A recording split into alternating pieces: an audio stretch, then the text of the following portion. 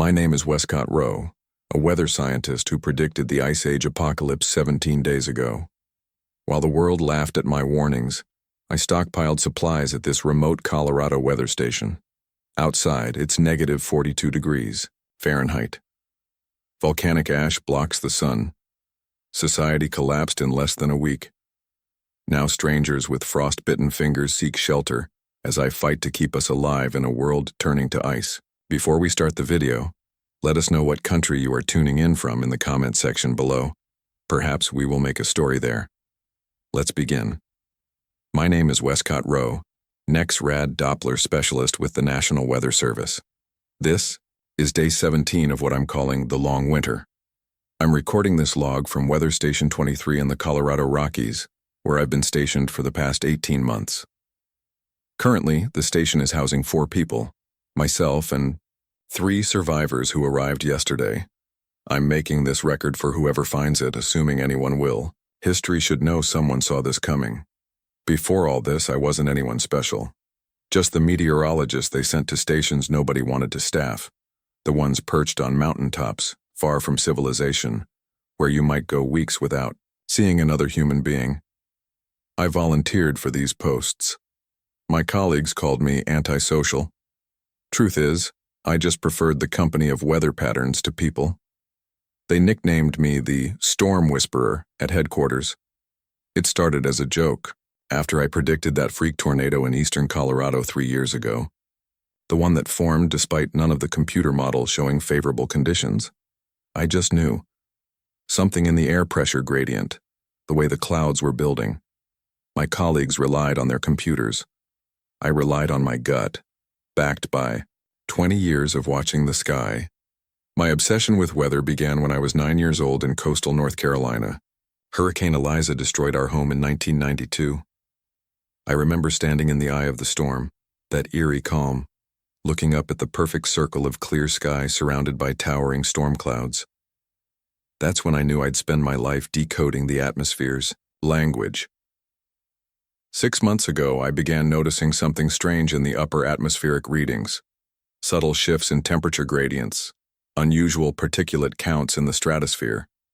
Small anomalies that individually meant nothing, but together painted a disturbing picture.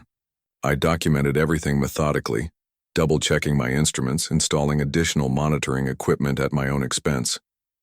When I sent my first report to headquarters, my supervisor laughed it off. Weather paranoia setting in up there. Weatherman?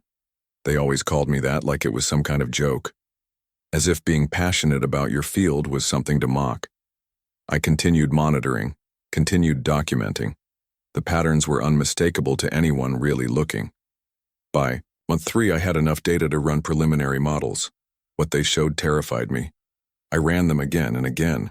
Each time the same result: catastrophic cooling within 6 months. Then came the first reports from Yellowstone: increased seismic activity, ground deformation, changes in geyser patterns. To most, it was just another uptick in the supervolcanoes, normal fluctuations. To me, it was the missing piece of the puzzle. I immediately began cross-referencing historical data from other volcanic winters: Tambora in 1815, Krakatoa in 1883, Pinatubo in 1991. When I sent my projections to headquarters, the response was predictable. A new ice age? In the middle of global warming? Weatherman's finally gone off the deep end. They didn't even bother running the models themselves, just dismissed them outright. On April 12th, Yellowstone erupted. Not the civilization-ending super eruption everyone fears, but significant enough. The initial government response was measured, reassuring. Localized effects, minimal disruption expected. I watched the satellite imagery as the ash cloud began forming, spreading. Those first particles entering the upper atmosphere created sunsets like I'd never seen. Blood-red streaks through clouds that shouldn't have been there. The atmosphere was screaming warnings that nobody else could hear. That's when I made my decision. Orders were to maintain normal operations, but I began preparing for long-term isolation. I inventoried the station's supplies: 6 months of freeze-dried food, Medical supplies, the emergency generator with fuel for 3 months if used sparingly. During my scheduled supply runs to the nearest town, I quietly added extra items. Water, purification tablets, seeds, more medical supplies, extra batteries. I modified the station's systems for maximum efficiency, installed the solar panels that had been sitting in storage for 2 years. I sent coded messages to the few colleagues who might believe me. Marissa Chen at headquarters, Jameson at station, 16 in Idaho, Dr. Emmett at the climate research facility, old-school meteorologist who trusted patterns over politics. Winter advisory, pack for extended season. None of them responded directly, but Marissa called 2 days later on an encrypted channel. "How bad?" she asked. 18 months minimum, I told her. "Probably years." Silence then. "I believe you. I'll do what I can from here." The last normal communication I had with the outside world was on October 2nd, a standard check-in routine data upload. I included one final warning message, coded in meteorological terms that only people like Marissa would understand. This time, someone higher up caught it. I received a direct call from the director of the National Weather Service himself. "Rowe, we're taking your concerns under advisement. Continue monitoring and maintain standard protocols. Await further instructions." That was it. Too little, too late. They'd wasted 6 months dismissing me. The next day it began to snow, early for Colorado but not unheard of. Light flurries at first, gentle. I stood on the observation deck watching, those first flakes drifting down, knowing what they represented. They were just the scouts, the advance party. The main force was still gathering strength. I thought about the animals around the station. The bears had been gorging themselves, weeks earlier than normal. The birds had already flown south, missing their usual staging periods. The foxes' winter coats had come in thicker than I'd ever seen. Nature knew what was coming. I should have included that in my reports, but headquarters would have laughed, even harder. Now weatherman's getting his forecasts from bears and foxes. 3 days later, I woke to a temperature drop that couldn't be real. I checked and rechecked the instruments, calibrated them twice, 30 degrees overnight. That doesn't happen, not even in the mountains. I watched the pattern repeat across other monitoring stations before communications began failing. Denver, Boulder, Colorado Springs. One by one, they all showed the same impossible drop. I tried broadcasting warnings on every frequency available. "This is Weather Station 23. We are experiencing unprecedented temperature drops. Seek shelter immediately. Do not travel north. Repeat. Do not travel north. Head south if evacuation is necessary." From my observation deck, I watched Denver through high-powered binoculars. The highways became parking lots as people fled. Rivers of headlights flowing out of the city, most of them heading north toward Wyoming, Montana. Exactly the wrong direction. I kept broadcasting until my voice gave out. "Go south. The cold is coming from the north." But they couldn't hear me. Or they didn't believe. Or they had nowhere else to go. Then came the first major snowstorm. Not the light powder Colorado is known for, but heavy, wet snow that collapsed roofs and brought down power lines. 6 feet in 72 hours. I meticulously recorded the data, even as I knew there might never be anyone to read it. The wind changed tone to something I'd never heard before. A deep, constant howling that didn't rise and fall like normal wind patterns. Just steady, relentless pressure against the station's walls. I watched through binoculars as the lights of Denver blinked out in sections, first the northern suburbs, then downtown, then spreading outward like a slow wave of darkness. When the grid failed completely, I switched to the station's backup power, establishing strict conservation protocols. 4 hours of generator use per day, only for essential systems. The rest of the time, darkness and cold. My final conversation with headquarters came 8 days after the first snowfall. Marissa somehow got a signal through on the emergency band. Her voice kept breaking. "Westcott, we're initiating emergency protocol Frost. Your models were right. We're looking at 18 months minimum, Worldwide impact. The ash cloud, spreading faster than volcanic winter. Prepare for no rescue options. Then nothing, just static. I kept the radio on for 3 days just in case, nothing but static. I was truly alone. I settled into isolation, establishing strict observation and survival routines. Wake at dawn, check temperatures and snowfall. Maintain the greenhouse section I'd converted from the station's storage area. 2 hours of generator power for heat. In the morning, 2 in the evening. The rest of the time I wore every layer I had and kept moving. Between equipment maintenance and survival tasks, I continued my observations. I was doing something no meteorologist had ever done, documenting the beginning of an ice age in real time. By day 7 of complete isolation, the temperature outside hadn't risen above -25 degrees Fahrenheit in daylight hours. At night, it dropped to -40 and below. The station wasn't designed for this. It was built to withstand mountain winter conditions, not sustained polar temperatures. I began to hear creaking in the structure as the metal contracted and expanded.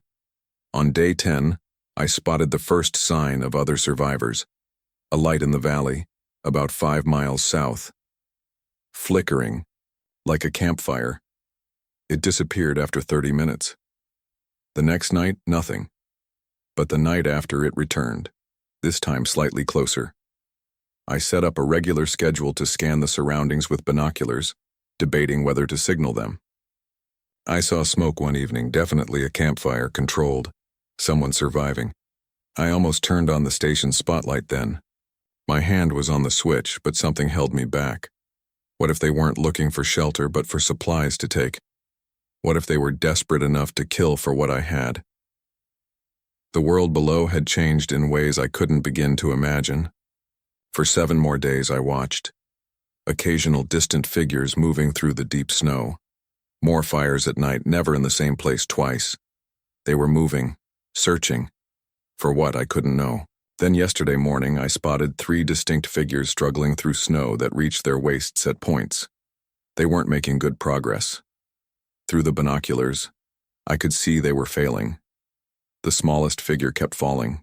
The tallest was carrying what looked like an inadequate pack for 3 people. They wouldn't last another night in the open, not with the temperatures still dropping. I had a choice to make. Risk everything to help strangers, or maintain my secure isolation. I spent hours watching them, evaluating. They didn't move like threats. They moved like people at the end of their endurance. I thought isolation was the hardest part of survival. I was wrong. The hardest part was deciding whether to remain isolated or risk everything to help others. Before I signaled to those 3 people, I prepared the station for a potential hostile encounter. I'm not naturally suspicious, but survival changes your perspective. I secured essential supplies in hidden caches throughout the station, places only I would know to look. The medical supplies went into an air vent in the communications room. Half the food behind a loose panel in the maintenance closet. I kept my weather station knife in my boot, standard issue for cutting through ice samples, but it would serve another purpose if needed. Trust is a luxury in this new world. I prepared the entrance area as a buffer zone. The station has an airlock-style entrance, common in mountain weather stations to prevent heat loss. This gave me a natural security checkpoint. I could allow people into the outer chamber without giving them access to the entire station. As the 3 figures struggled closer to the base of the mountain where my station sits, I made my final decision. I couldn't just let them die. Whatever risks came with helping them, letting them freeze to death carried a cost I wasn't willing to pay. I still believed in something beyond mere survival. I activated the station's spotlight, a powerful beam designed to cut through the heaviest mountain storms. When the light hit them, they froze in place. For a moment, I thought they might run. The smallest figure, I would later learn this was Ellie, pointed up toward me. They stood there for nearly a minute before changing course, heading uphill, toward the station. It took them almost 2 hours to reach the entrance. I watched their labored progress through the security camera I had rigged up. By the time they reached the outer door, the tallest one was practically carrying the old man. I activated the intercom. "State your intentions," I said. The tall man looked up at the camera, snow crusting his beard. "Please," was all he said. His voice cracked from cold and exhaustion. The old man collapsed just inside the door once I opened it. The tall man was supporting him on one side, the teenage girl on the other. I could see the tall man's fingers were black at the tips. Classic frostbite. They had maybe hours before the damage became irreversible. I made my decision in that moment. These weren't threats. They were survivors just like me. "Come in. But understand that I have limited supplies. We'll need to work together." The outer door closed behind them, and I opened the inner door to the station proper. The rush of warm air made the girl start crying. The tall man just nodded at me, grateful but too exhausted for words. The old man remained unconscious. I immediately got to work on the tall man's frostbite. I'm not a doctor, but the weather station manual has a section on extreme cold injuries. You don't operate in the mountains without learning basic medical response to freezing conditions. I helped him remove his gloves, revealing fingers darkened with advanced frostbite. "How long have they been like this?" I asked, guiding him to the small break room where I had a medical kit ready. 3 days, maybe 4, he said, watching as I examined his hands. I lost track of time.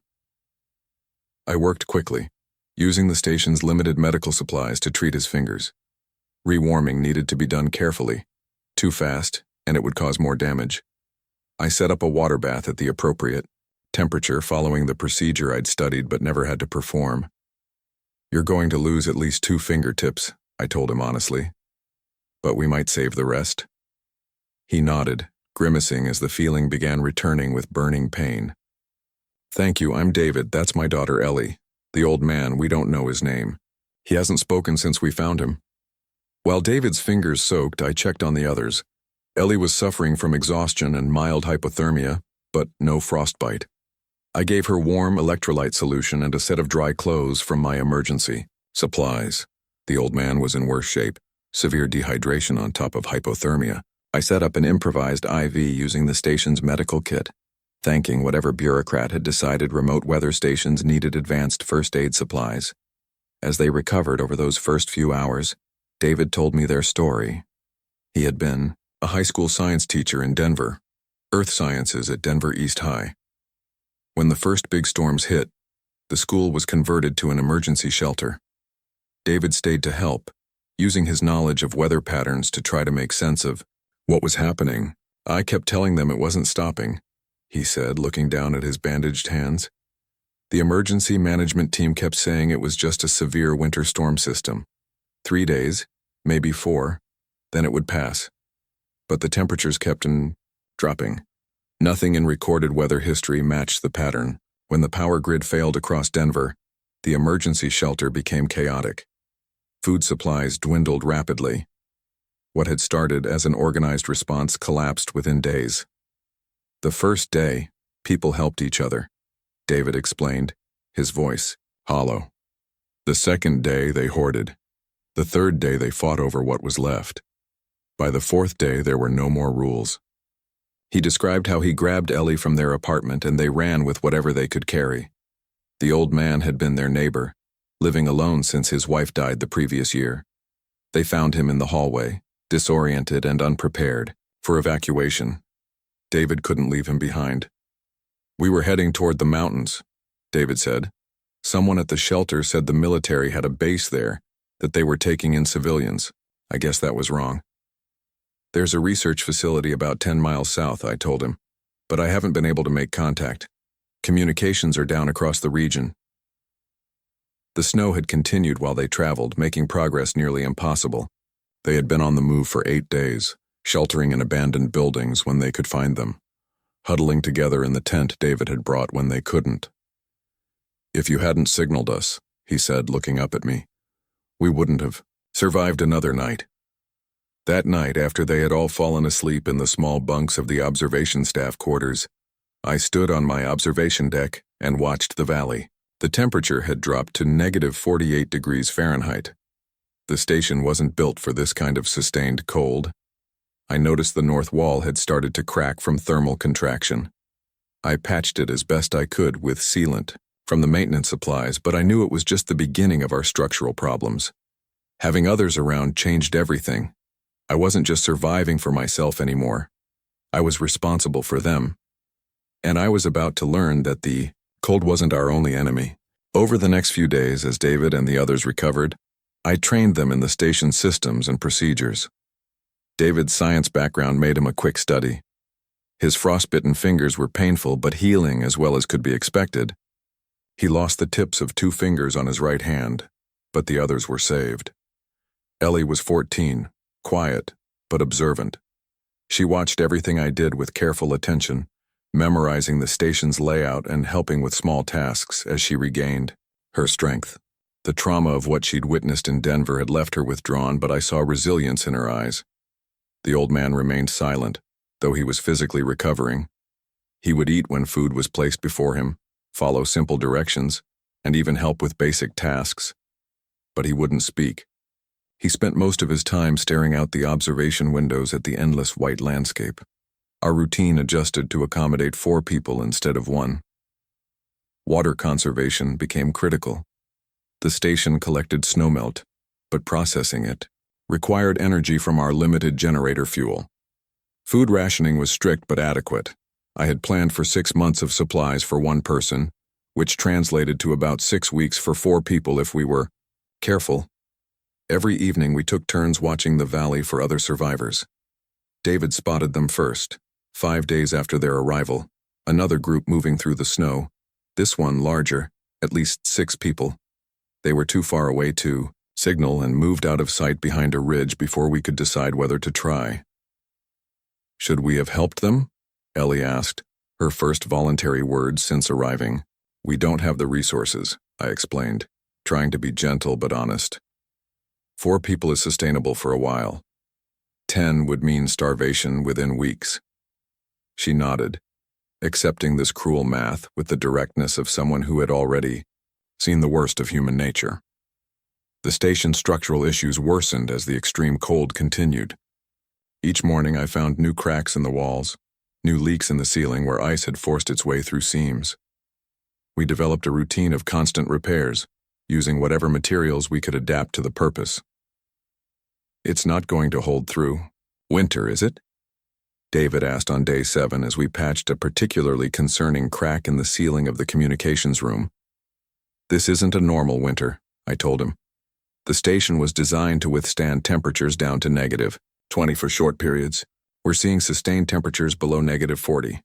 Nothing built for human habitation was designed for this, except maybe research stations in Antarctica. At the mention of Antarctica, I noticed the old man's head turned slightly toward us. It was the first indication he was following our conversations. That night, the temperature plummeted to -65. The wind picked up to 40 miles per hour, creating a wind chill that could freeze exposed skin in under a minute. We huddled in the central room of the station, where the insulation was best, running the generator constantly, just to keep the temperature above freezing. Around midnight, we heard a sound like a gunshot, a major support beam cracking under the thermal stress. Within minutes, part of the roof in the storage area began to sag. We worked desperately to shore it up, using shelving units as makeshift supports, piling equipment against the walls to buttress them. Nothing worked. The beam continued to creak, the roof continued to sag. If it collapsed, we would lose a critical portion of our shelter, and the integrity of the entire station would be compromised. We need to redistribute the load, David said, trying to apply physics principles to our dire situation. If we can take pressure off that central point. We tried everything using the limited tools available. Nothing worked. The roof continued to sag inward, ice forming along the widening cracks. In hours, maybe minutes, it would collapse. That's when the old man cleared his throat. We all turned to look at him, shocked to hear any sound. "You're doing it wrong," he said, his voice rough from disuse. David and I just stared at him. Ellie stepped closer. "You know how to fix it?" she asked. The old man nodded, slowly standing up. "Need to create a triangular support structure, not vertical pressure. Angled." He moved toward our failing repair attempt with purpose in his step for the first time. Under his direction, we completely reconfigured our approach. He showed us how to create a stable support system using the materials we had available. Within an hour, the creaking had stopped, and the sagging had stabilized. "How did you know how to do that?" I asked him, as we stepped back to assess the repair. "Fisher," he said simply. "My name is Walter Fisher. I designed cold weather research facilities in Antarctica for 20 years. The revelation stunned us all. Fisher had been with us for a week, silently watching us struggle with problems he knew exactly how to solve. "Why didn't you say anything before?" David asked. Fisher's weathered face revealed no emotion. "My wife and daughter died in the first week. Didn't see the point in talking anymore. Didn't see the point in anything." That night, after the immediate crisis had passed, Fisher began sharing his knowledge.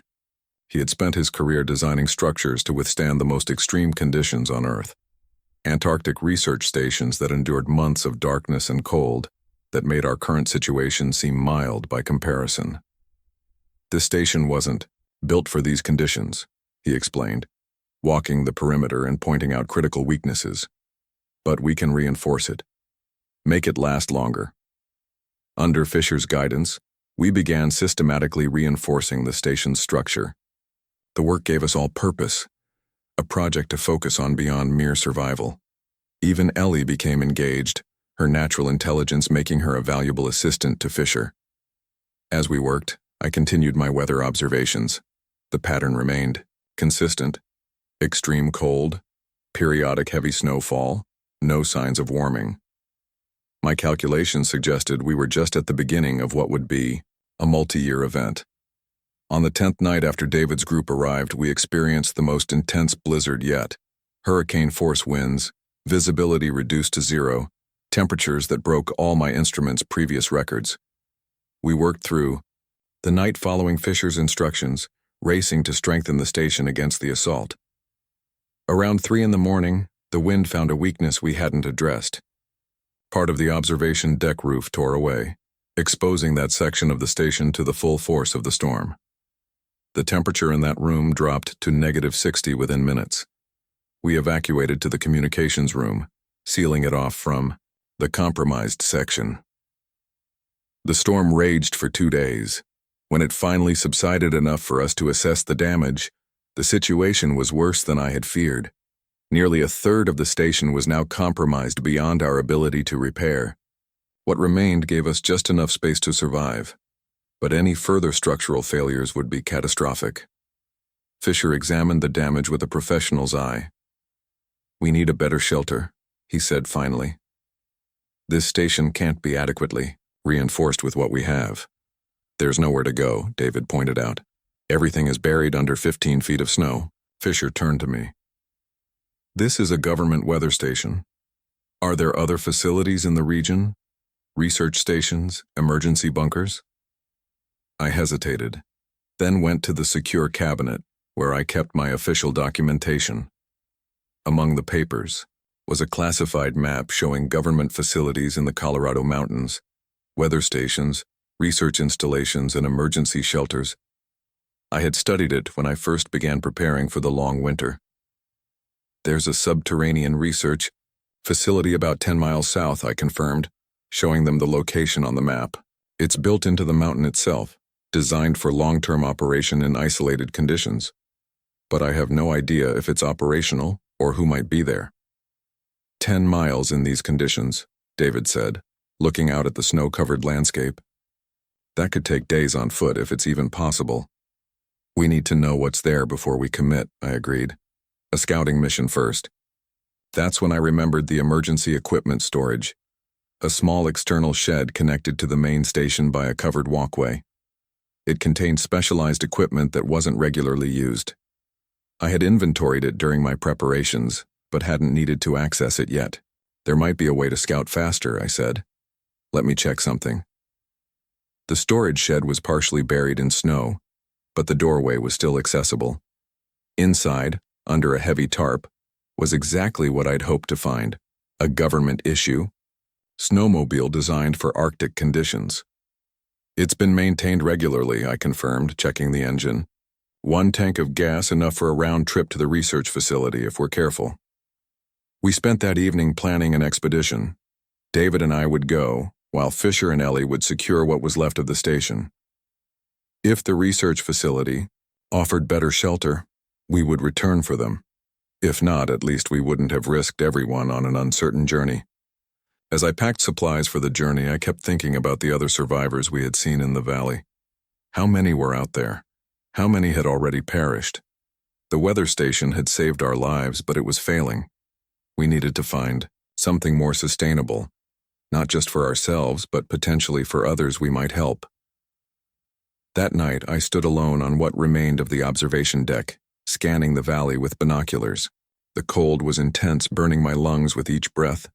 In the distance, I spotted a small light, another campfire, another group of survivors. I felt the weight of my decision to leave. What if they came seeking shelter while we were gone? What if they needed help and found only an empty, failing station? But we had no choice, the station was dying. We needed to find better shelter or eventually join the desperate masses fighting for survival in the valley below. Tomorrow, David and I would venture out into the frozen landscape, searching for hope in the form of a research facility that might not even be operational. I adjusted my scarf over my face and took one last look at the distant light before heading inside. The temperature was dropping again. Another storm was coming. We were running out of time. Dawn came with clear skies, a rare break in the endless snowfall. David and I prepared for our expedition to the research facility. We dressed in multiple layers, focusing on wind protection and insulation. I'd learned early in this long winter that exposed skin meant death within minutes. We packed minimal supplies, emergency rations, a first aid kit, flares, and a handheld radio to communicate with Fisher and Ellie at the station. Fisher had been working since first light, reinforcing the remaining intact portions of the weather station. His expertise was proving invaluable. Even with a third of the structure compromised, he had managed to stabilize the rest and improve the insulation considerably. If you're not back in 12 hours, we'll assume something went wrong, Fisher told us as we prepared the snowmobile. He handed me a small flare gun. 1 shot if you need help, 2 if it's safe to follow, 3 if danger is approaching. Ellie stood silently beside him, her face showing the conflict of emotions. Fear of being left behind, fear of what we might find, fear of us not returning at all. She'd grown attached to all of us in the short time since their arrival, particularly to David, who despite being her father had become something more in this crisis, a symbol of safety in a world where all other structures had collapsed. "We'll be back," I assured her, adjusting the communications headset I'd be wearing.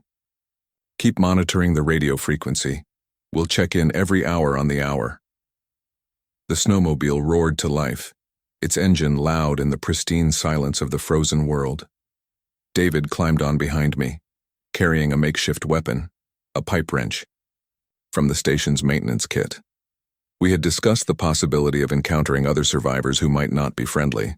Desperation changes people, and we needed to be prepared. As we descended from the weather station's elevated position, the vastness of the transformed landscape became apparent. What had once been familiar terrain, forests, meadows, small lakes, was now an alien expanse of white. Landmarks I had used for navigation were completely gone, buried under 15 to 20 feet of accumulated snow. Only the tallest features remained visible: rock formations, the tops of transmission towers, the skeletal remains of pine trees poking through the snow like bony fingers.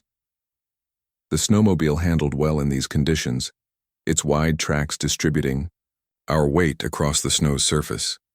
We followed what had once been a service road leading south, now identifiable only by the slight depression it created in the snow cover. The GPS unit I'd brought confirmed we were on the right track, though satellite connections were inconsistent at best. "It's so quiet," David said through the headset as we stopped for a moment to check our bearings. His voice was almost jarring. After 20 minutes of nothing but the snowmobile's engine and the wind, he was right. The silence was complete. No birds, no distant sounds of civilization, no evidence of life whatsoever. just the whisper of occasional wind across the snow and the creaking of tree branches laden with ice. The world had been muted, silenced by the great white blanket that now covered everything. We continued south, making good progress for the first hour. Then we encountered our first major obstacle, a massive drift where wind had piled snow against the eastern face of a ridge, creating a barrier 30 feet high. We spent precious time finding a way around it, deviating from our planned route. During our second hour, we spotted tracks in the snow, human footprints, perhaps 2 days old based on the partial filling from recent light snowfall. Multiple people moving southwest, survivors heading somewhere with purpose. We considered following them but stuck to our original plan. The research facility was our priority. At our third hourly check-in, Fisher reported a group of 3 people approaching the weather station from the north. "They look organized," he said, his voice crackling over the radio, "carrying what appeared to be hunting rifles, moving with purpose, not struggling like your group was." "Don't signal them," I advised. "Observe only. If they approach directly, use the intercom to communicate before allowing entry. Be prepared to defend yourselves." "Understood," Fisher replied. "The girl is safe in the hidden storage compartment. I've secured the essential supplies as you instructed." We resumed our journey with renewed urgency. If people were starting to move through this region with weapons, the situation in the valleys must be deteriorating rapidly. The relatively organized evacuation I had witnessed in the early days was giving way to something more primal, more dangerous. Around midday, we crested a ridge and saw our destination for the first time. The research facility was built into the southern face of Mount Evans, designed to blend with the natural rock formations. Only the entrance and a small observation dome were visible from the exterior. The rest extended deep into the mountain itself, according to the classified documents I had reviewed. We approached cautiously, cutting the snowmobile engine a quarter mile, away and continuing on foot. The entrance showed signs of regular clearing. The snow had been shoveled away from the main doors and a path maintained, despite the constant accumulation. "Someone's here," David whispered, unnecessarily given the evidence before us. Multiple people based on the width of the cleared path. We concealed ourselves behind a rock formation, observing the entrance for 20 minutes. There was no movement, no indication of guards or security measures beyond. A series of cameras mounted near the entrance. The facility appeared operational. Warm air venting from external systems created melted zones in the snow cover, and lights were visible in the observation dome. "We need to approach carefully," I said. "This is a government research facility. They may have protocols for dealing with civilians during emergencies. Or they may shoot first and ask questions later," David countered. "We don't know what their orders are." After careful consideration, we decided on a direct but cautious approach. We emerged from our hiding place, hands visible, walking slowly toward the entrance. I carried a Weather Service identification card prominently displayed. If this was still a functioning government facility, my credentials might mean something. We were within 50 yards of the entrance when the external speakers activated. "Identify yourselves and state your purpose," a woman's voice commanded. Professional, calm, but with unmistakable authority. "Westcott Row, National Weather Service, NEXRAD Specialist from Station 23, I called back. "This is David Chen, civilian. We're seeking information about shelter capacity." Silence followed for nearly a minute. Then the massive door began to slide open, revealing a brightly lit decontamination chamber beyond. "Enter the chamber for scanning," the voice instructed. "You will be required to surrender any weapons before proceeding further." We complied, stepping into the chamber. The outer door sealed behind us, and a series of lights scanned our bodies from head to toe. A tray extended from the wall. "Place all weapons and electronic devices in the tray," the voice instructed. David reluctantly placed his wrench in the tray. I added my weather station knife and the handheld radio. The inner door remained sealed. "The scanning detects a concealed item at your right ankle," the voice stated flatly. I had forgotten the small emergency transmitter I kept strapped to my ankle, standard issue for remote weather station personnel. I removed it and added it to the tray. After another scan, the inner door finally opened, revealing a reception area staffed by 2 people in what appeared to be military uniforms, though without insignia or rank indicators. They escorted us deeper into the facility, down a series of corridors that sloped gently downward, taking us further into the mountain. Eventually, we were brought to what appeared to be a conference room. A woman in her 50s sat at the head of the table, reviewing information on a tablet. She looked up as we entered, her expression revealing nothing. Dr. Alice Emmett, she introduced herself. Director of NOAA's Cryosphere Research Initiative. I know you, weatherman. Your reports crossed my desk 6 months ago. I recognized her name immediately. Dr. Emmett was a leading climate scientist who specialized in ice age patterns and extreme weather events. She had been one of the few recipients of my coded messages before communications failed. You predicted this, she stated, not a question but an acknowledgement. I observed the patterns, I corrected. The prediction came from the data. She nodded, apparently satisfied with my response. We've been monitoring your weather station's automated data feeds. They continued transmitting until 3 days ago when your power management system failed. We assumed the station had been abandoned or compromised. Structurally compromised, I confirmed. Extreme cold beyond design parameters. We still have people there, 2 civilians. We came to scout for better shelter. Dr. Emmett's expression changed slightly, a tightening around the eyes that suggested conflict. This facility was designed for 30 research personnel, she explained. We currently house 57 individuals, including 12 civilians, with specialized skills. Our resources are stretched thin. But you have power, David observed, looking at the lights overhead. Heat, presumably food. Geothermal power, she confirmed. Emergency supplies for 6 months at current population levels. Hydroponic gardens being established but not yet producing at capacity. We're stable but not expanding. The implication was clear. They weren't taking in more survivors without good reason. I have 18 months of weather data documenting the progression of this event, I offered. Atmospheric readings, temperature gradients, precipitation patterns, data that might help predict how long this will last, how widespread the effects are.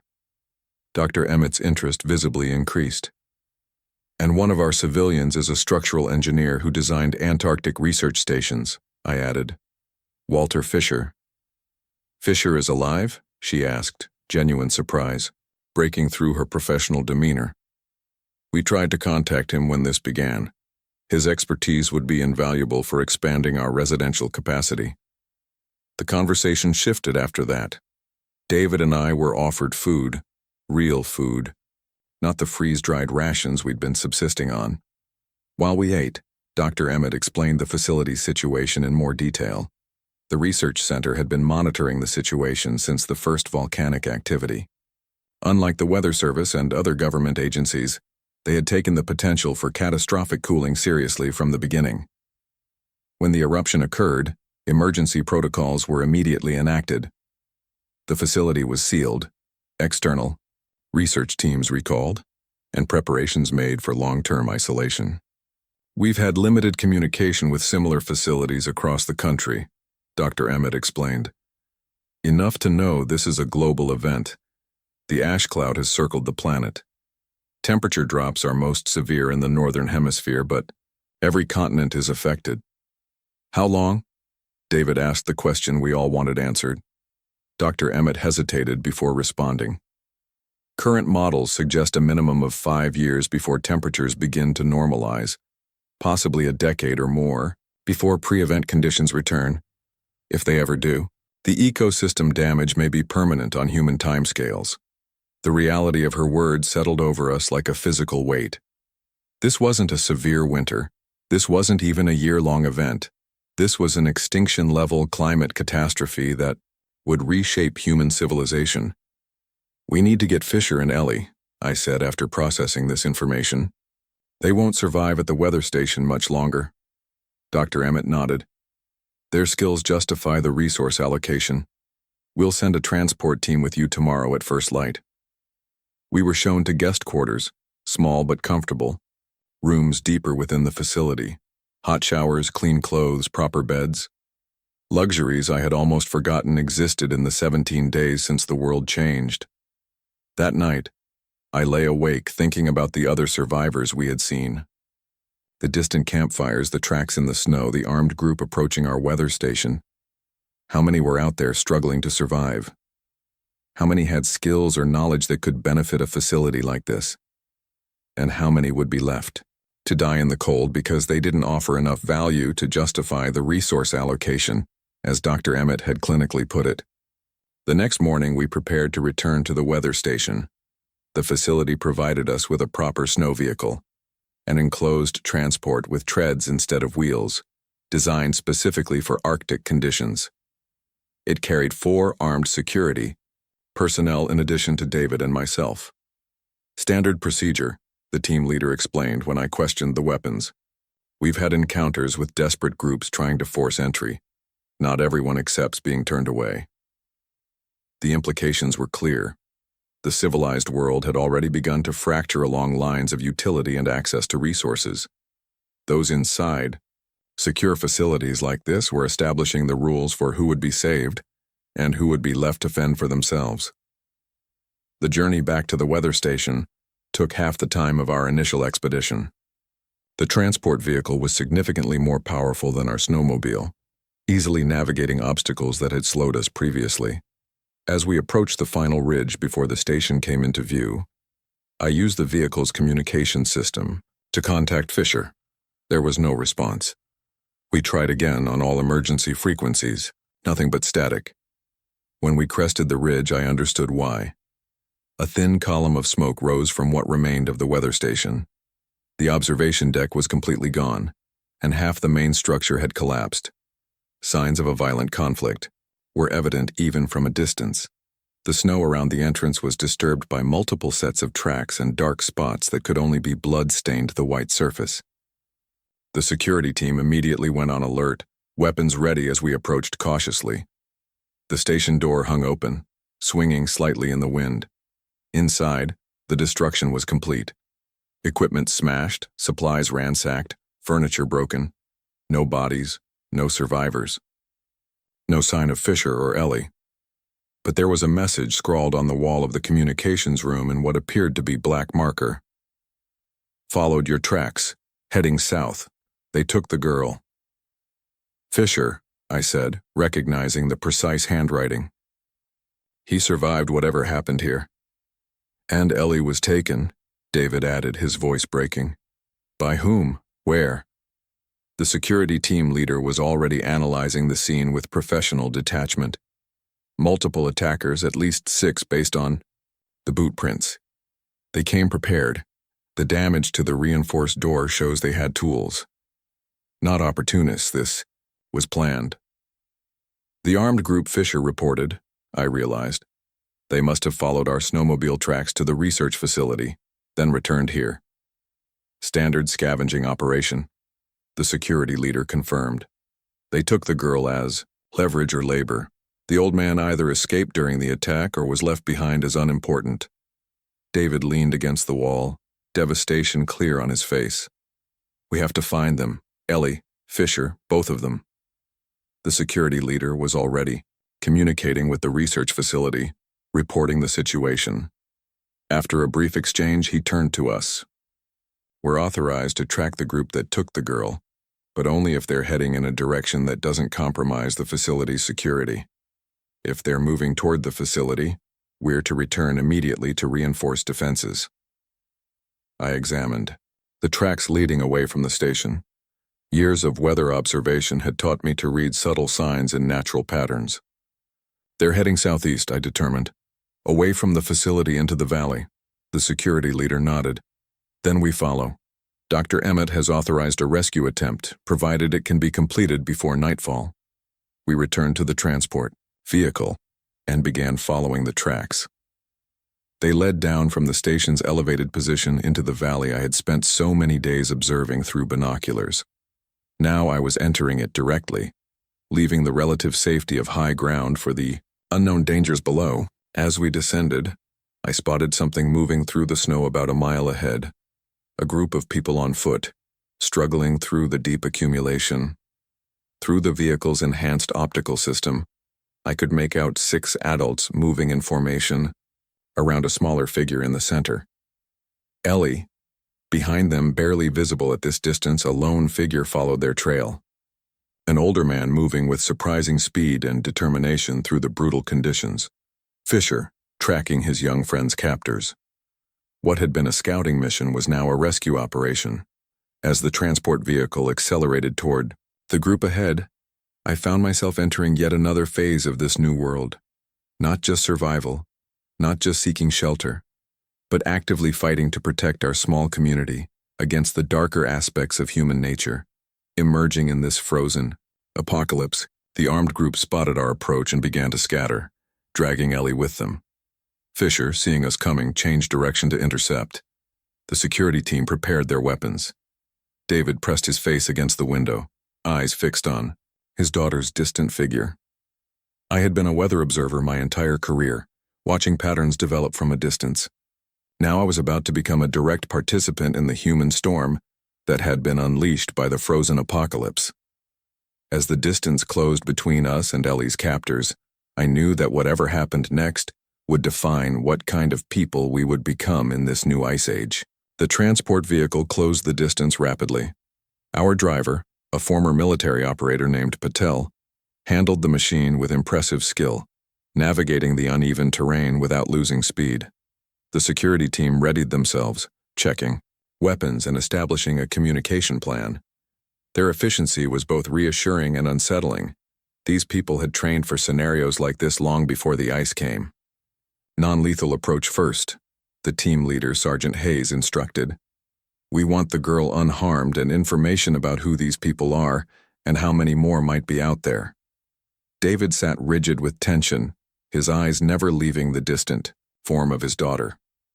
I placed a hand on his shoulder, trying to offer some comfort. We'll get her back, I promised, hoping it wasn't an empty assurance. As we drew closer, the group holding Ellie split up. 4 continued dragging her southeast, while 2 turned to face our approaching vehicle, raising what appeared to be hunting rifles. Patel swerved the transport, presenting a smaller target as the first shots rang out, pinging harmlessly off the armored exterior. They're desperate but organized, Hayes observed. Military or law enforcement background based on their tactical decisions. The transport circled wide, then charged directly at the 2 gunmen. They dove aside at the last moment, unwilling to play chicken with several tons of armored vehicle. Hayes and another security officer, Collins, used the opportunity to deploy from side hatches, rolling into defensive positions with non-lethal weapons, some kind of advanced tasers that fired projectiles. The confrontation was brief but intense. Both gunmen went down within seconds, incapacitated by the security team's precise shots. Hayes zip-tied their hands and feet with practiced efficiency while Collins provided cover. Once secured, both were loaded into a rear compartment of the Eeyore transport. We immediately pursued the remaining 4 who had used the distraction to put considerable distance between us. They were heading toward a cluster of abandoned vacation cabins I had observed from my weather station. If they reached those structures, extracting Ellie would become significantly more dangerous. Fisher is still following them, I pointed out, spotting the old engineer maintaining his pursuit despite the chaos. He's closer than we are. Hayes made a quick decision. We'll deploy ahead of their path to cut them off. The old man might slow them down enough for us to get into position. Patel executed a wide maneuver, taking advantage of the transport's speed to circle ahead of the fleeing group. We positioned ourselves between the kidnappers and their destination, blocking their path to the cabins. Hayes deployed his team in a semicircle around the vehicle, creating a perimeter that would be difficult to breach. The 4 remaining captors, seeing their escape route blocked, pulled Ellie into a defensive formation, using her as a human shield. One pressed a knife to her throat, not drawing blood but making the threat clear. They were perhaps 200 yards away, shouting demands we couldn't quite make out through the wind. That's when Fisher made his move. The old engineer had circled through the trees, approaching the group from behind. None of them had bothered to watch their backs, assuming the old man was no threat. It was a fatal miscalculation. Fisher emerged from the tree line and struck the rearmost kidnapper with something metallic. I later learned it was a piece of pipe he'd taken from the weather station. The distraction was momentary but crucial. The security team immediately advanced, and the kidnapper's formation broke apart in confusion. Ellie seized the opportunity, stomping hard on her captor's foot and twisting away from the knife. David, ignoring all protocols, launched himself from the transport and ran toward his daughter. What followed was controlled chaos. The security team subdued 3 of the remaining kidnappers with methodical efficiency. The 4th, the one who had held the knife to Ellie's throat, managed to escape into the trees, disappearing into the white landscape. "Let him go," Hayes ordered when Collins prepared to pursue. "We have what we came for. He'll freeze before he finds help." Ellie and David embraced in the snow, both sobbing with relief. Fisher stood nearby, leaning on his makeshift weapon, exhaustion evident, but a grim satisfaction in his eyes. When I reached him, he simply nodded, the barest acknowledgement that we had succeeded together. "How did you escape the weather station?" I asked as we helped him back to the transport. "Hidden compartment in the supply closet," he explained between labored breaths. Design feature I recognized from other government buildings. When they breached the station, I sealed myself inside. They never found me. "And you tracked them all this way?" I marveled at the old man's determination and skill. Fisher's weathered face hardened. "They took the girl. Some lines you don't cross, not even at the end of the world." The secured kidnappers were loaded into the transport's containment area. Hayes conducted a brief but thorough questioning, confirming my suspicions about their background. "Former Border Patrol agents," he reported, "part of a larger group operating from a compound about 15 miles east. They've been raiding isolated locations for supplies and what they call useful personnel, people with skills or labor value." "Slavers," David spat the word, holding Ellie protectively. "Survivors using extreme methods," Hayes corrected clinically, though his expression showed his personal disgust. "This won't be the last group like this we encounter. As resources dwindle, more will turn to predatory behaviors." We returned to the research facility before nightfall. Mission successfully completed. Dr. Emmett personally greeted us at the vehicle bay, her professional demeanor softening slightly when she saw Ellie and Fisher. The girl was immediately taken to the medical center for evaluation, while Fisher was escorted to quarters prepared specifically for him. "Your information about Fisher was correct," Dr. Emmett acknowledged as we walked deeper into the facility. "He's already provided insights that could allow us to expand our residential capacity by nearly 30%. "And Ellie and David?" I asked, concerned about their status now that the immediate crisis had passed. "The girl will recover," she stated. "Children are surprisingly resilient. As for her father, his science background is useful but not exceptional. However, we don't separate families as a matter of policy. They'll be assigned appropriate quarters and duties." The clinical way she assessed human value was disturbing, but I understood the harsh mathematics of survival she was applying. In a facility with limited resources, every mouth to feed needed to contribute. That evening, after being assured that Ellie was physically unharmed and resting comfortably, we gathered in Dr. Emmett's office to discuss what we had learned from the captured raiders. The information was troubling.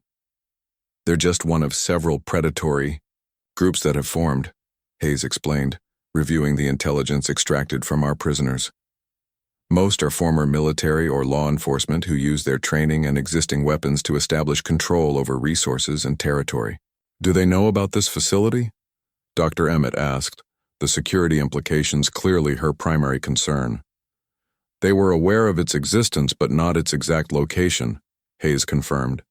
"They followed Rose's snowmobile tracks to the general vicinity, then lost the trail when we switched to foot approach. They returned to the weather station hoping to find more information. And now they know precisely where we are," I pointed out. "We led them straight here." Hayes shook his head. "The 2 we captured near the weather station never saw our approach or destination. The 4 we engaged later are secured in isolation. The one who escaped was disoriented and moving east away from the facility. Our operational security remains intact. Dr. Emmett nodded, satisfied with this assessment. Nevertheless, we'll increase perimeter monitoring and establish additional security protocols. If there are organized raiders in the region, we must assume they'll eventually discover us. The conversation shifted to longer-term concerns. The facility was well positioned for the immediate crisis, with power, water, and initial food supplies secure. But true long-term survival would require adaptation and expansion. Fisher's expertise would be crucial for developing sustainable living spaces, but other challenges remained. We need to establish reliable food production, Dr. Emmett explained, bringing up schematics of the facility's hydroponic systems. Current capacity meets approximately 40% of our nutritional requirements. The rest comes from stored supplies with finite durability. What about other survivors? David asked, voicing the moral question hanging over all our practical discussions. There are more people out there. Good people who just need help. Dr. Emmett's expression remained neutral, but her voice carried a note of finality. We have established protocols for evaluating potential additions to our community. Essential skills, minimal resource impact, psychological stability. We cannot save everyone, Mr. Chen. Attempting to do so would only ensure none of us survive. That night, I was assigned permanent quarters within the research facility, a small but private room with actual temperature control and a real bed. After 20 days of fighting for survival in increasingly hostile conditions, the relative comfort should have been welcome. Instead, I found myself restless, my thoughts returning to the weather station and the observations I had abandoned. Around midnight, unable to sleep, I made my way to the facility's observation dome. The small glass-enclosed space offered a panoramic view of the frozen landscape, illuminated by an almost full moon. The sky had cleared completely, revealing stars with a brightness I had never seen before the world changed. With less atmospheric pollution and virtually no light pollution from human sources, the night sky had returned to a state our ancestors would have recognized. Beautiful, isn't it? The voice startled me. Dr. Emmett stood in the doorway, a tablet in her hand, her expression unreadable. In a terrible way, yes, I admitted. She joined me at the window, her gaze moving across the transformed landscape.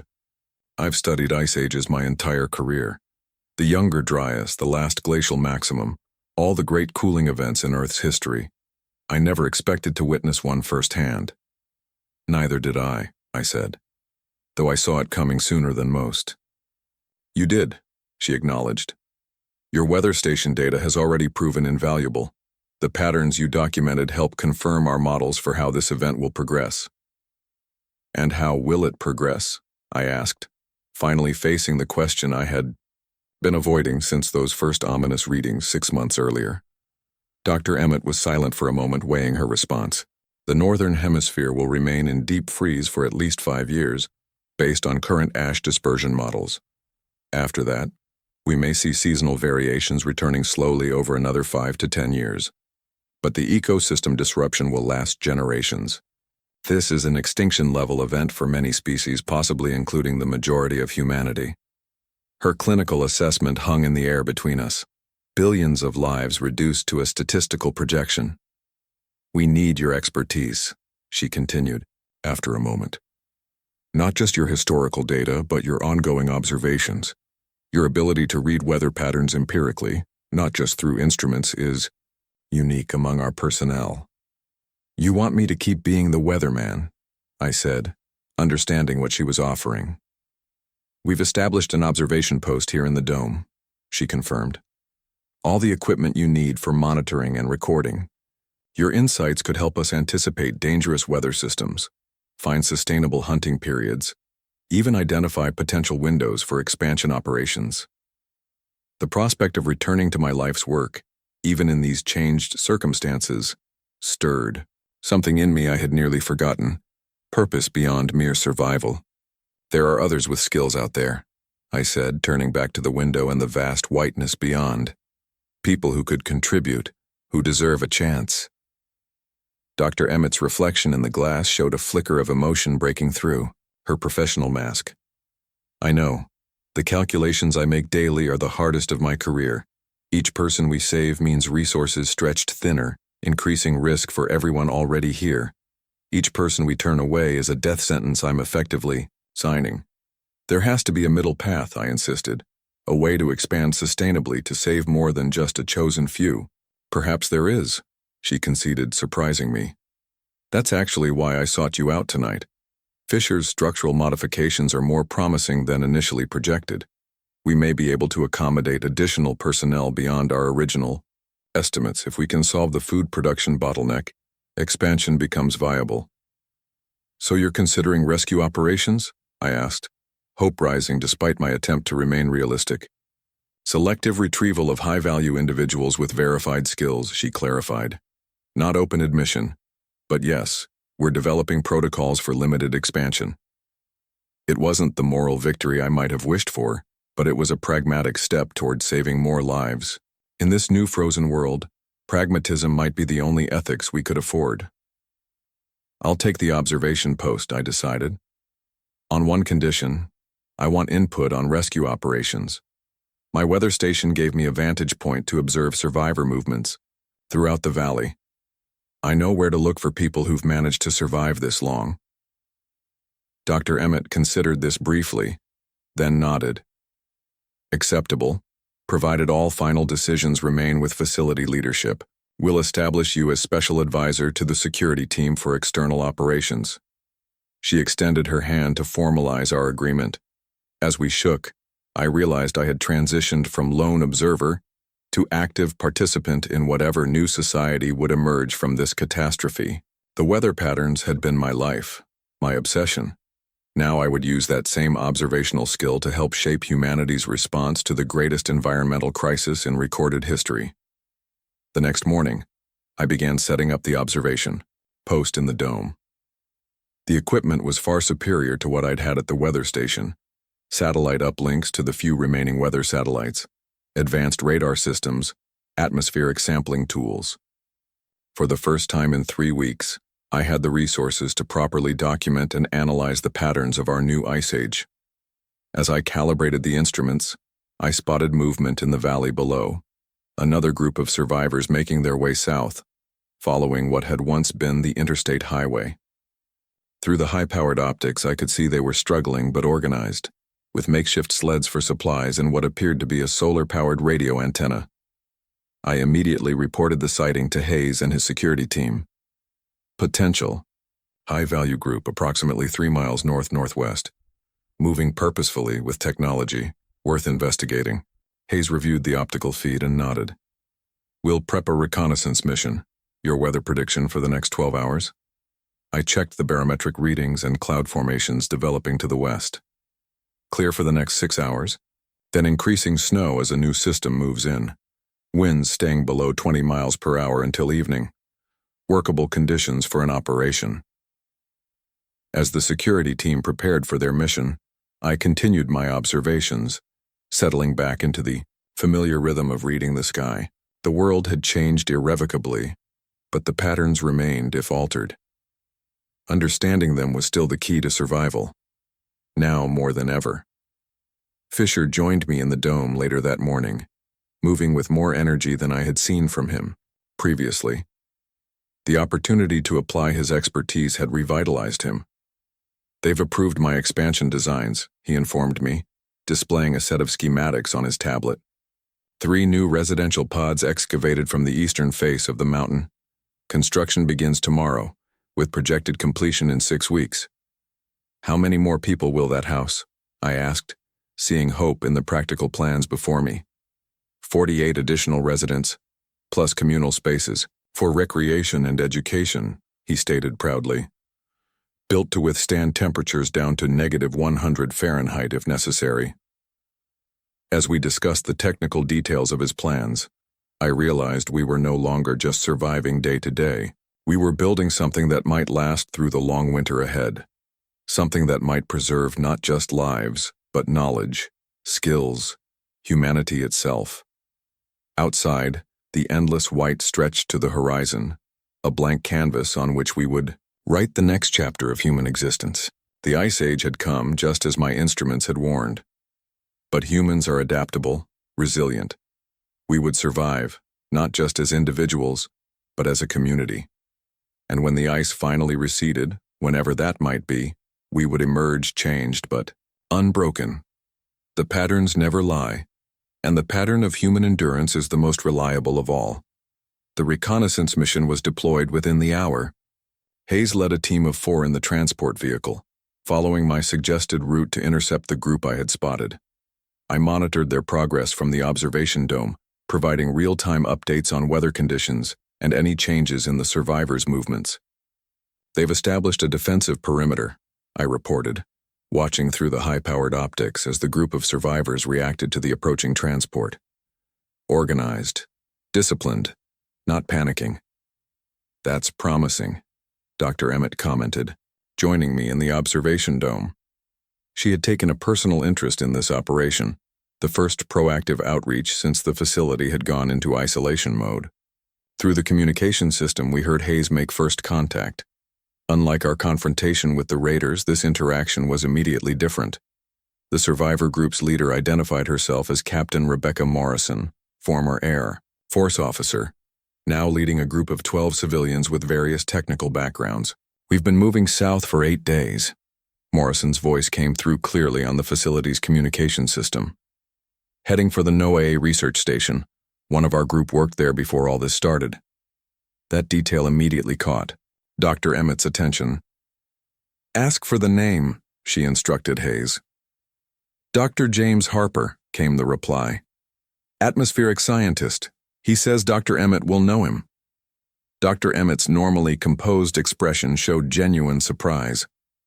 "Harper survived," she whispered, more to herself than to me. "He was in Denver at a conference when this began. We assumed he was lost." "I take it he's valuable?" I asked, already knowing the answer based on her reaction. "One of our leading researchers on long-term climate modeling," she confirmed. "And if he's been traveling with this group for over a week, that speaks to their resourcefulness and cooperation skills." The decision to bring in Morrison's group was made within minutes. The transport vehicle was large enough to accommodate all 12 survivors, though it would be a tight fit. As they loaded in, I continued monitoring the weather conditions, noting a faster-than-expected approach of the storm system I had identified earlier. "They need to hurry," I advised, studying the radar and barometric readings. "The front is accelerating. We've got maybe 3 hours before it hits, not 6. Hayes acknowledged the update and increased their pace. The transport vehicle began its return journey, heavily loaded but still moving efficiently across the snow-covered terrain. Everything seemed to be proceeding according to plan. Then my instruments detected a new development. Multiple heat signatures moving rapidly from the east, on an intercept course with our transport. "Hayes, you've got company," I warned, adjusting the thermal imaging system for better resolution. "At least 8 individuals on snowmobiles moving at high speed toward your position from the east. ETA 4 minutes. "Raiders," Hayes confirmed grimly. "Likely the same group our escaped prisoner returned to. Everyone secure. We're going to have to move evasively." What followed was a tense pursuit across the frozen landscape. The transport vehicle, while armored and powerful, was hampered by its heavy load of passengers. The pursuing snowmobiles were faster and more maneuverable. Hayes executed a series of defensive driving maneuvers, using terrain features to block lines of sight and create obstacles for the pursuers. From my vantage point, I could see the entire deadly game unfolding. 2 of the snowmobiles crashed attempting to navigate a particularly treacherous section of terrain that Hayes had managed to traverse. A third broke off, its driver apparently unwilling to continue the high-risk chase. The remaining 5 persisted, gradually closing the distance. "They're trying to herd you toward the abandoned cabin complex to the southeast," I realized, recognizing the pattern of their movements. "It's an ambush. More of them are waiting there." "Understood," Hayes responded. "Alternate route?" I quickly analyzed the terrain and approaching storm front. "Head due west for half a mile, then turn north toward that ridge line. The incline will slow you down, but the snowmobiles won't be able to follow. Once you crest the ridge, you'll have a clear run to the facility." The transport changed course according to my directions. 3 of the pursuing snowmobiles immediately adjusted to the new heading, but 2 continued toward the cabin complex, presumably to alert the waiting ambush group. They're splitting up, I reported. 3 still in pursuit, 2 breaking off toward the cabins. Those 2 are a problem, Hayes assessed. They'll bring the rest of their group, and we don't want them knowing which direction we went. Before I could respond, Captain Morrison's voice came over the communication system. Your vehicle has external weapon systems, correct? Military grade? Affirmative, Hayes confirmed, but we're trying to avoid escalation. Those raiders aren't showing the same restraint, Morrison countered. The 2 breaking off are going to bring reinforcements. You need to neutralize them now. There was a brief silence as Hayes considered this advice. Then, taking the shot. The transport vehicle was equipped with a remotely operated weapons system primarily designed for clearing obstacles. Hayes repurposed it with deadly efficiency. The 2 retreating snowmobiles were disabled with precision fire, their drivers thrown clear but their vehicles rendered useless. The 3 remaining pursuers, seeing this demonstration of superior firepower, immediately broke off their chase, retreating eastward toward their base of operations. The transport continued on the route I had suggested, cresting the ridge and making a clear run toward the facility. Transport is secure and returning to base, Hayes reported. ETA 20 minutes. Be advised we should expect retaliation from the raider group. They'll be looking for us now. Dr. Emmett immediately began issuing orders to enhance the facility's security protocols. Additional sensors were deployed around the perimeter, and the entrance protocols were upgraded to maximum security measures. By the time the transport arrived with Morrison's group, the facility was on full alert. The new arrivals were processed through an enhanced decontamination and security screening before being allowed into the main facility. Dr. Harper was immediately taken to meet with the scientific team, while Captain Morrison was brought to the command center to brief facility leadership on what she knew about the raider group. They call themselves the Regulators, Morrison explained, her military bearing evident as she delivered her report. Former Border Patrol, National Guard, and some private security contractors. They've established a base at what used to be a ski resort about 15 miles east of here. We estimate their numbers at 30 to 40 armed individuals. What's their objective? Dr. Emmett asked, cutting to the heart of the matter. Control of resources and territory, Morrison stated flatly. They're systematically clearing each sector, gathering supplies and forcing skilled individuals to join them. Those who resist are eliminated. Those who comply are treated as second-class citizens at best, slave labor at worst. And they now know approximately where we are, I added, concern growing as I considered the implications. They'll be searching for the facility, Morrison confirmed. Our group has been evading them for days. They're persistent and well-organized. The Leadership Council, consisting of Dr. Emmett and the heads of each facility department, convened an emergency session to address this new threat. I was included based on my weather expertise and growing role in security operations. We have 3 immediate concerns, Dr. Emmett summarized after hearing all reports. First, securing the facility against discovery and potential assault. Second, accelerating Fisher's expansion plan to accommodate the new arrivals and prepare for possible additional refugees. Third, establishing a sustainable food production system to support our growing population. The discussion that followed was intensely practical. Security measures were enhanced, construction schedules accelerated, and hydroponic systems expanded. My role was formalized as head of the newly created Meteorological and External Reconnaissance Department, responsible for weather monitoring and identifying both threats and potential rescue opportunities. Over the next 3 days, I worked closely with Hayes and his security team to establish an early warning system around the facility's perimeter. Using my weather monitoring equipment, we created a network of disguised sensors that could detect approach patterns while appearing to be nothing more than natural formations in the snow. On the 4th day, our system detected its first potential threat. 3 individuals moving cautiously toward the facility from the southeast. They maintained a careful approach pattern, clearly searching for signs of habitation rather than simply traveling through the area. Scouts, Hayes assessed, reviewing the sensor data in the command center. The regulators are looking for us just as we predicted. The storm will hit in approximately 6 hours, I informed the team, checking my latest readings. Heavy snowfall, winds gusting to 60 miles per hour. If they're still out there when it hits, they won't survive. Dr. Emmett made the difficult decision.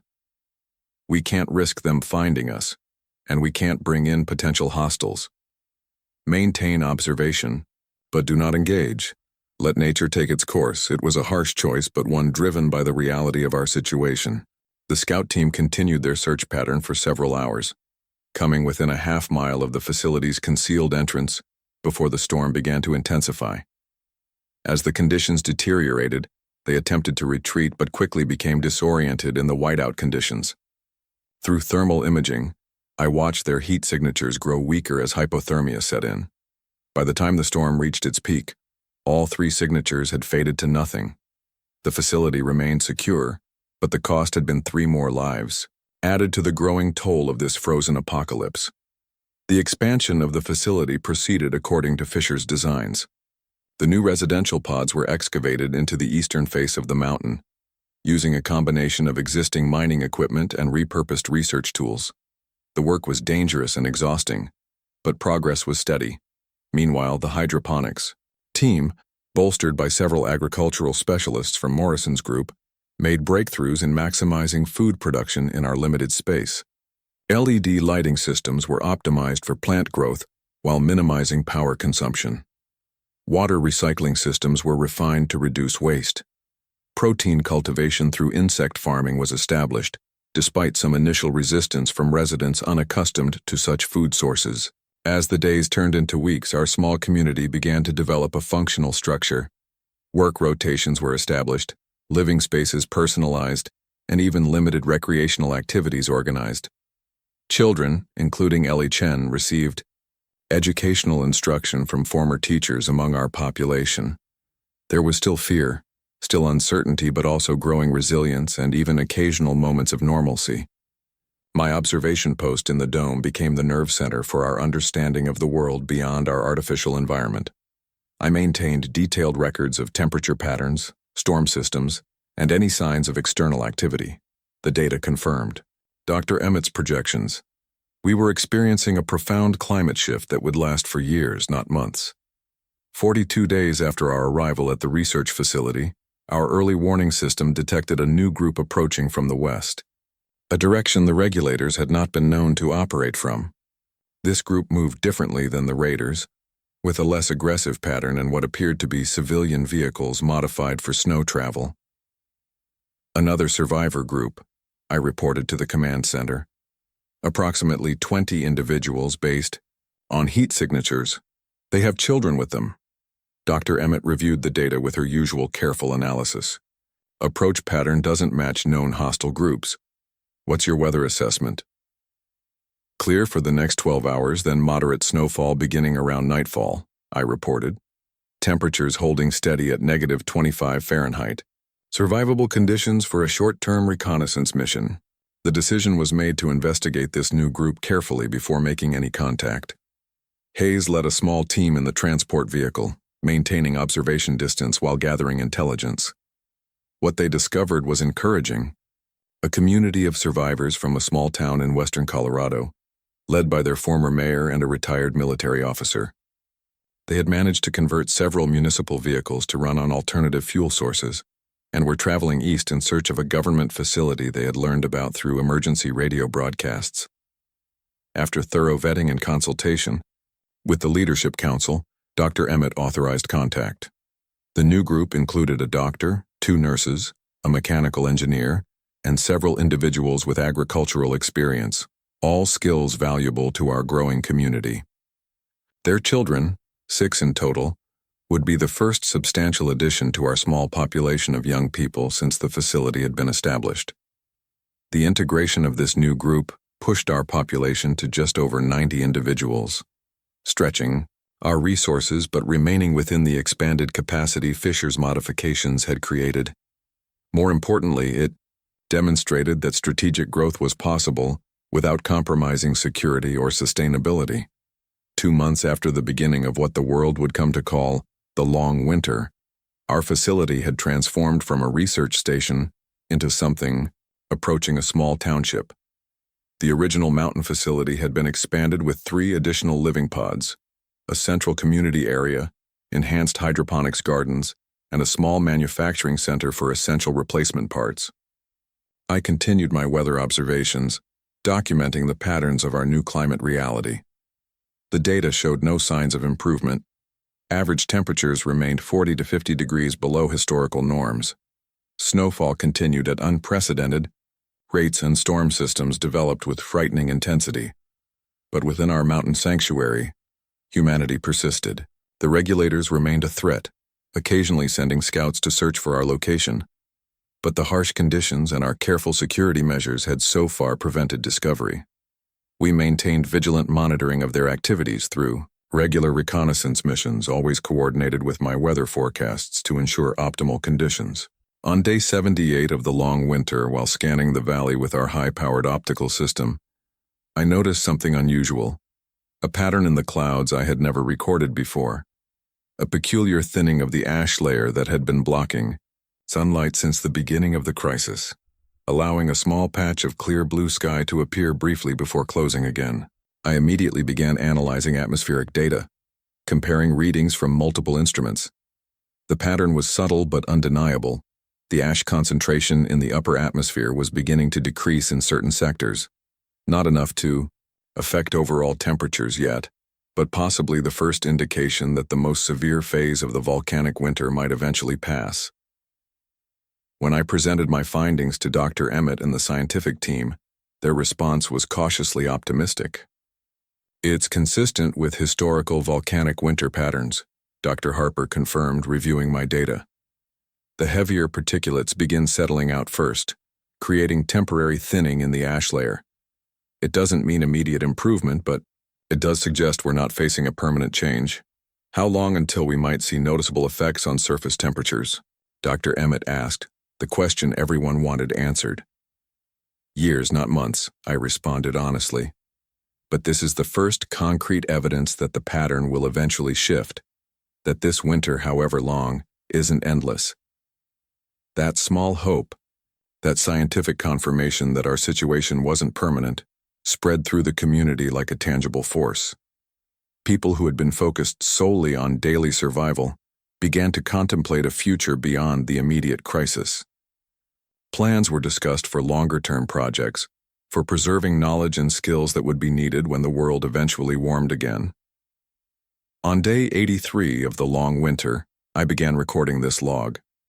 Not just my usual scientific observations, but this personal account of how we got here, what we experienced, and how we began to build something new from the frozen ruins of the world we had known. I don't know who will eventually find these recordings or when. Perhaps they'll be discovered by our own descendants, generations from now, when the ice has receded and humanity has reclaimed the surface world. I want them to know that we saw it coming, some of us, that we tried to warn others, though few listened in time, that when the ice came and society crumbled, we didn't surrender to the cold or to our darker natures. We found each other, protected each other, built something together that could weather the longest winter. The ash will settle, the sun will return, the ice will recede. It may take years, decades, perhaps even centuries, but the patterns never lie, and the pattern of Earth's climate has always been cyclical. This great winter will eventually give way to spring. Until then, we endure, we observe, we build, we remember.